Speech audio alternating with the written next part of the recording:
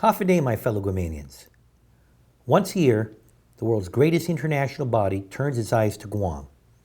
This week, the United Nations Special Committee on Decolonization is meeting, and your government will be represented there. I want to thank everyone who took the time out over the years to make sure that our island participated in some way in this process. Your activism has helped this cause. And although I cannot go to the United Nations in person, the head of the Decolonization Office, my friend Ed Alvarez, is there, and remarks will be delivered on my behalf. For nearly half a millennium, Guam has been a colony. First by the Spanish Crown, then by the U.S. Naval Government, and then by the Japanese Imperial Army. And those weren't good years for us. Chamorros were devastated by disease, oppression, rape, and mass murders. Our Manumco are still waiting for the day when America recognizes and pays reparations for the suffering that was endured during World War II. And now we find ourselves as an unincorporated territory of the United States.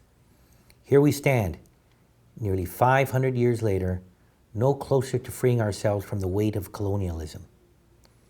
We've been dealing with taxation and regulation without full representation, with quasi-citizenship and partial belonging.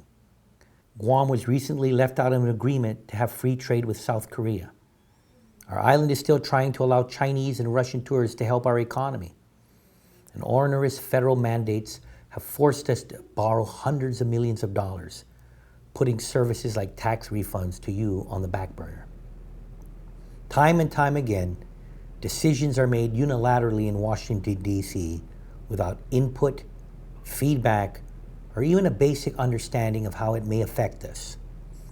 Now is the time for us to realize our full political maturity. Now is the time for our people to take control of their destiny and lead and live the way that is best for our people, their children, and the generations to come. And all this time, we've been told you can't. You can't govern yourself. You can't decide for yourself. No more. Self-determination is a priority of this administration. We're correcting the mistakes of the recent past and have finally funded the Commission on Decolonization. We've received assurances that there will be federal matches for the education campaign. And this is critical to ensure that we make the right decision for our future. Before we vote on Guam's new status, we must be fully informed on the options, because the right decision is an informed decision. This administration will also increase the people on the decolonization registry. Many more need to be added, and we will be diligent and aggressive in gaining the required number of people to hold a vote. I personally would like to see a vote taken in the next general election or the election after. But again, what's most important is to make sure our people make an educated decision on the political status that they want to move toward. For nearly half a millennium, the Chamorro people have been unable to reach their full socioeconomic potential because of our political status. Now more than ever, it is important to move forward while there are still Chamorros left to express our right to self-determination. Our Chamorro ancestors came to Guam centuries before the Polynesians arrived in Hawaii. Our chiefs held law over the land before the kings of Europe. Our laddie stones were built as the Mayans built their pyramids, and we're still here.